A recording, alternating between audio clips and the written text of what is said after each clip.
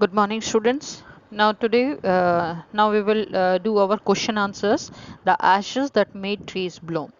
On page number 60, after completing this part first, you have seen some questions there. Comprehension check. Here the first question is, why did the neighbors kill the dog?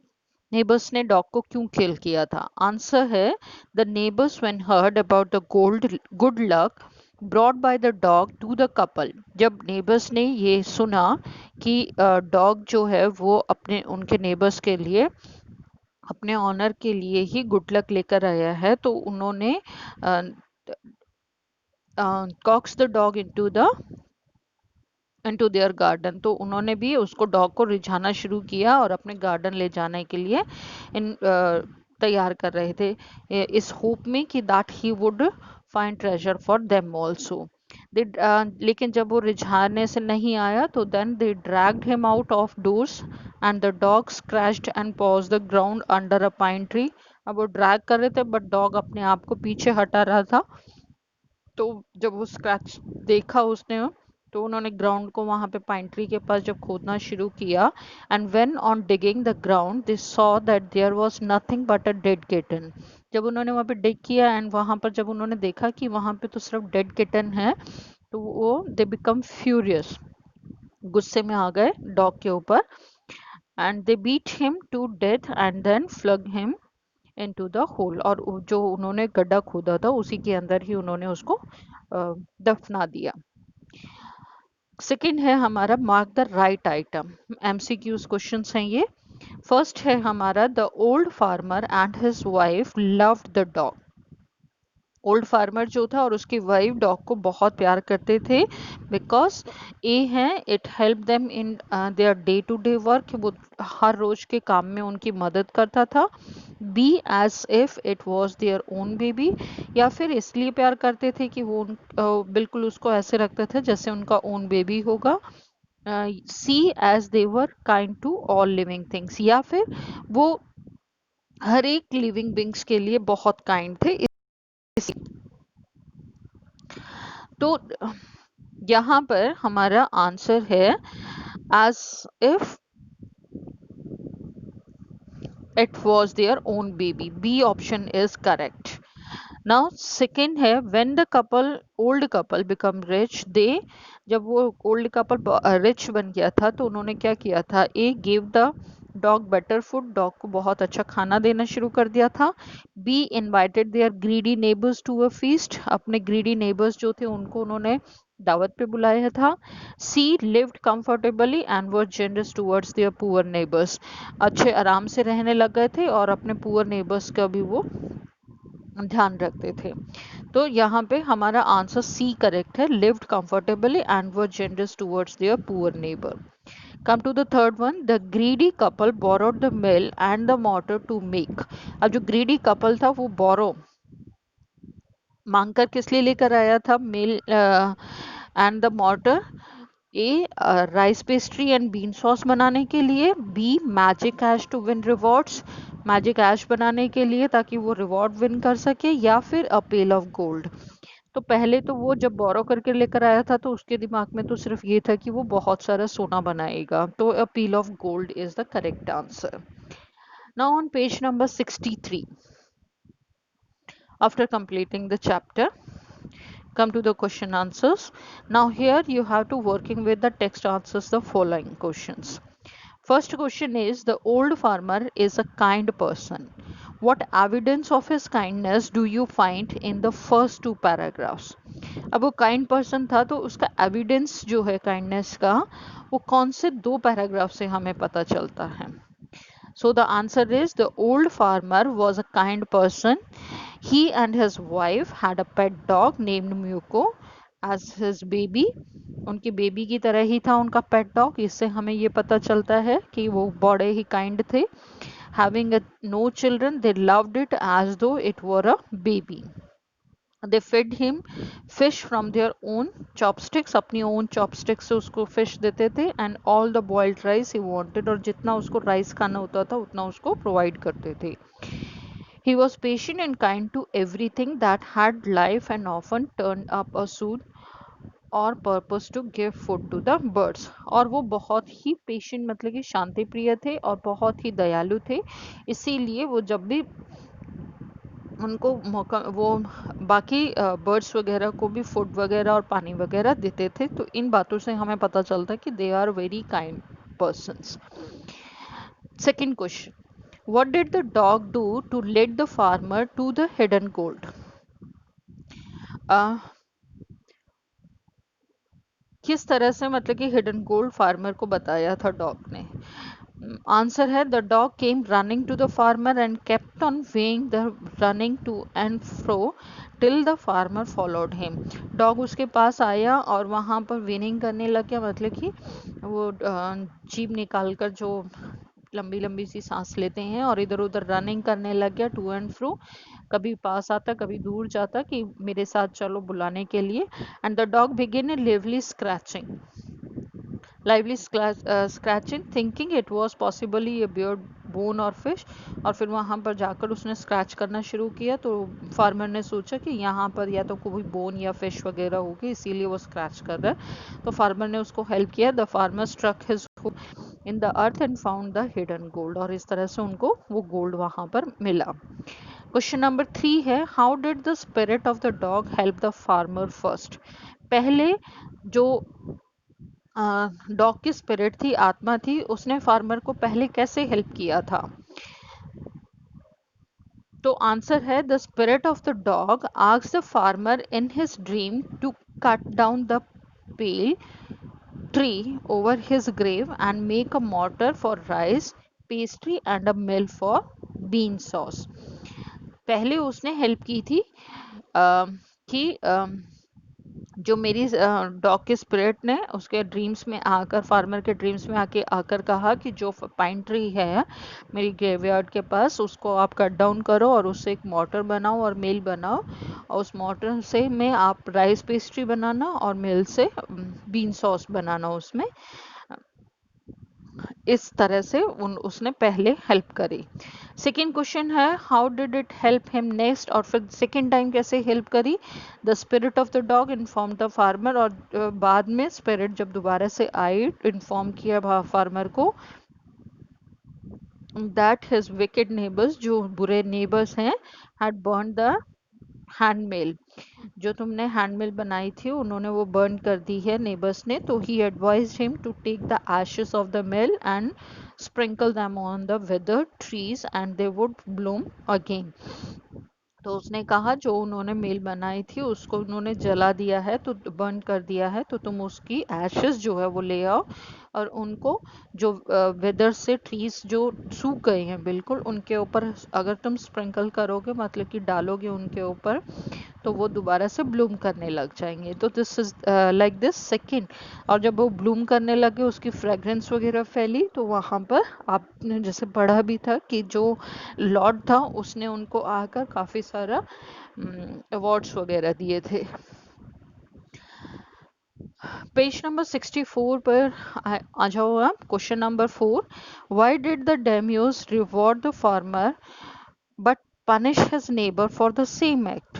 डेम्यूज जो था मतलब कि rich जो person होते हैं उनको वो डेम्यूज Japan में बोला जाता है, पढ़ा था आपने चैप्टर में। तो उन्होंने फार्मर को तो रिवॉर्ड किया बट उनके नेबर्स को क्यों पनिश किया था, किस एक्ट की वजह से? Answer is, the farmer had the magic ashes, फार्मर के पास मैजिक एशेस थी।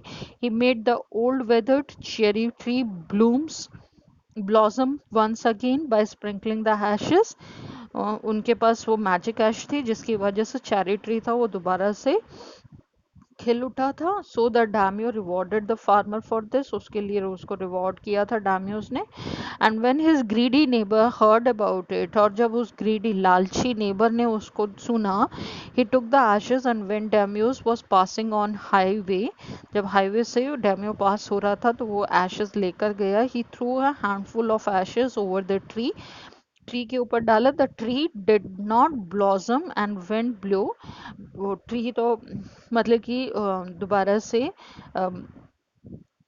खिलने नहीं लगा, ब्लॉसम नहीं हुआ, बट जो विंड ब्लो कर रही थी, the fine dust in the nose and eyes, वो जो उसकी वजह से वो फाइन डस्ट जो थी वो उनकी नोज एंड आईज के अंदर चली गई थी of the daimyo's and his wife. That is why his neighbour punished for the same act, इसलिए उसके नेबर्स को सेम एक्ट के लिए पनिश किया गया था। Now come to the working with language. Language में जैसे हम ग्रामर पोर्शन करते हैं उसी तरीके से इसमें कुछ एक्टिविटीज दी गई हैं। Read the following conversation.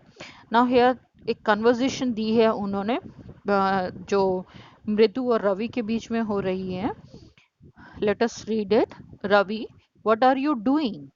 मृदु, I am reading a book. Ravi, who wrote it? Mridu, Ruskin born. Ravi, where did you find it? मृदु, in the library. So here इनको पढ़ने के बाद हमें पता चल रहा है कि वो एक बुक के बारे में डिस्कस कर रही हैं और वो कहाँ से मिली। So notice that what, who, where are question words. Questions that require information begin with question words. Interrogative में भी आपने पढ़ा था कि वट, हु, वेयर, ये सब क्वेश्चन वर्ड्स हैं। यहाँ से क्वेश्चंस अगर इनको हम आगे लगाते हैं तो इससे हमें पता चलता है कि क्वेश्चंस पुट अप किए जा रहे हैं। लेकिन इसी तरह से some other question words are also there, that when, why, where, which and how. So remember that. What asks about actions, things, etc. Who asks about people? Which asks about people or things? Where asks about place? When asks about time? Why asks about reason or purpose? How asks about means, manner or degree? Whose asks about positions? So read the following paragraph and frame questions on the italicized phrases. अब ये जो एक paragraph दिया है इसको हमने frame करना है क्वेश्चंस के अंदर. So read it properly, seriously. Anil is in school. I'm in school too. Anil is sitting in the left row. He is reading a book. Anil's friend is sitting in the second row. Anil जो है वो school में है and I am also a school, जो writer है वो भी school में है. Anil sitting in the left row, वो लेफ्ट रो में बैठता है. He is reading a book, वो बुक रीड कर रहा है. Anil's friend is sitting in the second row, और अनिल का जो फ्रेंड है वो सेकेंड रो में बैठता है. He is sharpening his pencil, वो अपनी पेंसिल जो है उसको शार्प कर रहा है. The teacher is writing on the black board, teacher जो है वो ब्लैक बोर्ड पर राइट कर रहा है. Children are writing in their copy books, और बच्चे जो हैं वो अपनी कॉपी बुक के अंदर लिख रहे हैं. Some children are looking out of the window, लेकिन कुछ बच्चे जो हैं वो विंडो से बाहर देख रहे हैं. तो अब हम इनको क्वेश्चंस में कैसे करेंगे. Now Anil is in school. Where is Anil? Anil is in school. Second है where is Anil sitting, Anil कहाँ पर बैठा है? Anil is sitting in the left row. Third है व्हाट इज ही डूइंग, वो क्या कर रहा है? He is reading a book. Fourth, where is Anil's friend, Anil का फ्रेंड कहाँ पर है? He is sitting in the second row. Who is writing on the black board, black board पर कौन लिख रहा है? तो पैराग्राफ्स में से भी हम लोग क्वेश्चंस जो हैं वो बना सकते हैं. So this is the way you have to make the questions whenever you are getting any paragraph comprehensions. तो उससे हम एक conversations ready कर सकते हैं. What are some children doing? Some children, they are looking out of the window. Come to the page number 65. Write appropriate question words in the blank space in the following. अब जो हमने words तो देख लिए कि किस किस को हम यूज़ करते हैं क्वेश्चंस बनाने के लिए. सो यहाँ पर जो कन्वर्जेशन दी है उसमें हमने प्रॉपर वर्ड को यूज़ करना है. Like Neha dash did you get this book. Sheila yesterday morning. Neha dash is your sister crying. So like this they have given here in your book. Now come to the answer. So our first is dash did you get this book. So when did you get this book या where did you get this book, दोनों ही हो सकते हैं, but when did you get this book, तुम्हें ये book कब मिली। तो because answer हमारा yesterday मॉर्निंग आ रहा है तो हम यहाँ पर when लिखेंगे, when did you get this book। आप कंफ्यूज हो जाते हो इसीलिए। Neha, dash is your sister crying, why is your sister crying, क्योंकि आंसर है because she has lost her doll, तो उसने अपनी डॉल गुम कर दी है। नेहा ने कि उसको क्या पूछा है, why is your sister crying, तुम्हारी सिस्टर रो क्यों रही है। Now dash room is this, yours और हर्स, इट्स आवर्स। तो डैश रूम, तो हुज रूम इज दिस, हम कभी भी किसी के रूम के पास जाते हैं तो whose room is this, yours और हर्स, मतलब कि तुम्हारा या तुम्हारी बहन का है, तो शीला आंसर दे रही है it's ours. Now Neha, dash do you go to school, how do you go to school, तो शीला आंसर दे रही है we walk to school, it is nearby, वो हम वॉकिंग से ही जाते हैं क्योंकि स्कूल बहुत नियर बाय ही है। सो like this we have we complete this conversation. Come to the next one, fill in the blanks with the words given in the box, how, what, when, where और which। इनसे हमने ये fill-ups जो हैं वो complete करने हैं। I am coming to the answer. My friend lost his chemistry book, now he doesn't know what to do and where to look for it। हमारा यहाँ पे था now he doesn't know,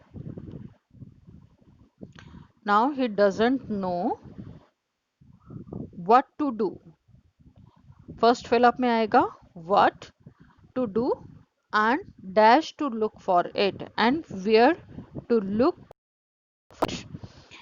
There are so many toys in the shops, Neha can't decide, Neha can't decide what will come, which one to buy, in bracket it will come which one to buy। Third, you don't know the way to my school, ask the policeman, तुम्हें मेरे school कैसे जाना है नहीं पता है तो ask the policeman dash to get, how to get there, how to get there।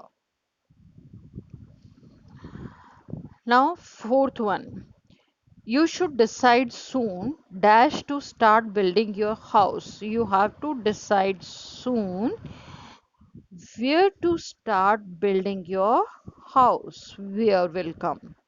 Now fifth one, do you know dash to ride a bicycle, do you know how to ride a bicycle, how will come, I don't remember and I learn it। You should know dash to talk, you should know when to talk and when to keep your mouth shut। तुम्हें पता होना चाहिए कब तुम्हें बोलना है और कब तुम्हें नहीं बोलना है। The teacher advised Anil, teacher advise कर रही है अनिल को। So this is the way you have to complete all the fill ups. Come to the page number 66।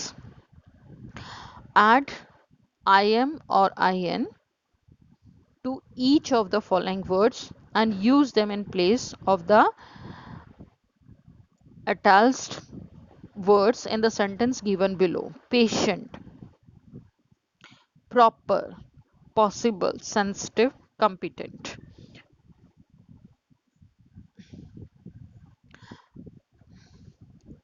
Our first one is the project appears very difficult at first sight, but it can be completed if we work very hard। So the project appears very difficult की जगह पर हम word use करेंगे appears impossible at first sight। Very difficult के लिए जो word use हुआ है वो है impossible at first sight, but it can be completed if you work very hard. He lakhs competence, that's why he can't keep any job for more than a year. He lakhs competence, अब कम लैक्स मतलब competence में उसमें कमी है, इसीलिए वो अपनी job को ज़्यादा दिन 1 साल तक नहीं रख सकता, ज़्यादा नहीं रख सकता। तो लैक्स कॉम्पिटेंस की जगह पर वर्ड यूज़ करेंगे इनकॉम्पिटेंट। का मीनिंग है lack competence. Third one, don't lose patience, your letter will come one day, the postman told me. Don't lose patience. तो यहाँ पर lose patience के लिए हम यूज करेंगे don't be impatient। लेकिन पेशेंस जो है तुम्हारा, उसको कमजोर मत करो। Your letter will come one day, एक दिन तुम्हारा लेटर आ जाएगा, पुलिसमैन पोस्टमैन ने बोला था। That's not a proper remark to make under the circumstances. तो नॉट अ प्रॉपर की जगह पर वर्ड यूज होगा improper. That's an improper remark to make under the circumstances.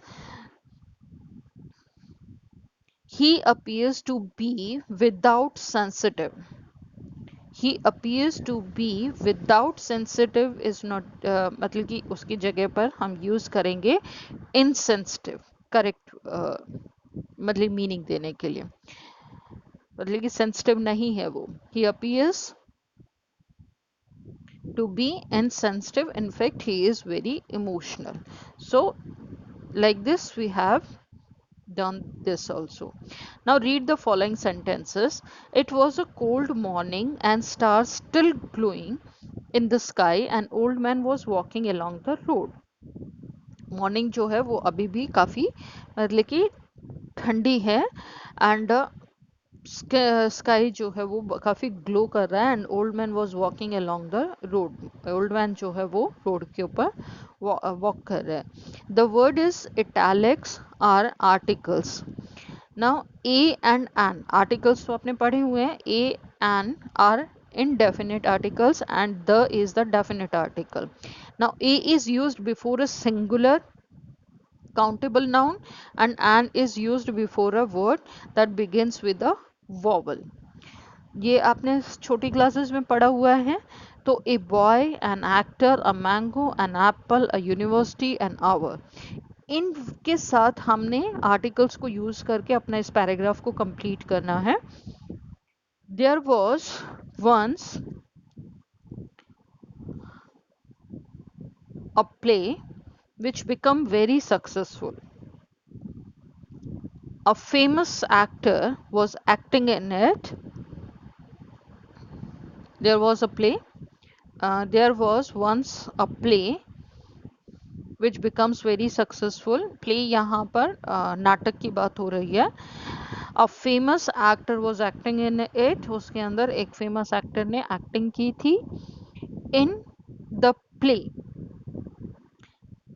his role was that of, जो play था उसके अंदर उसका रोल जो था that of aristocrat, an aristocrat. अब ए वॉवल आया है तो उसके आगे हम क्या लगेंगे, एन।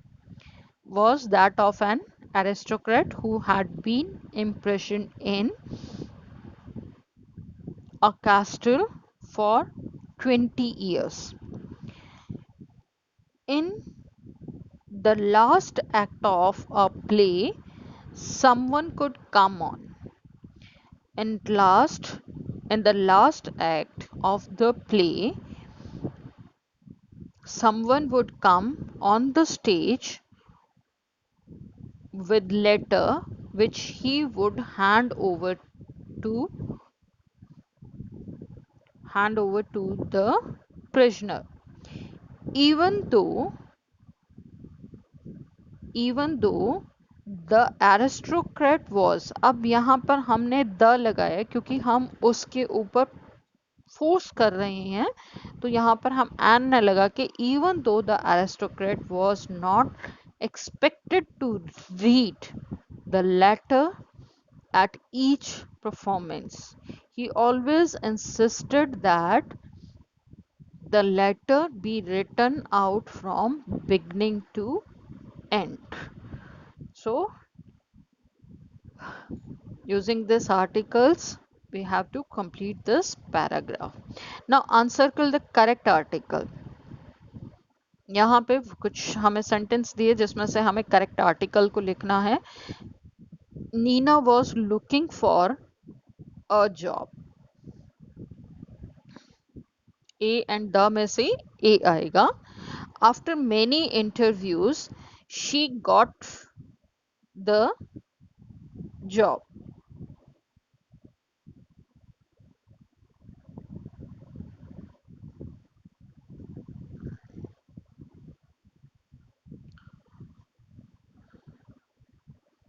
तो हमने इसमें से सर्कल करना है करेक्ट वाले को. अब ए है, would you like apple. A is the vowel, so an apple. Would you like an apple or a banana? I'd like an apple, please.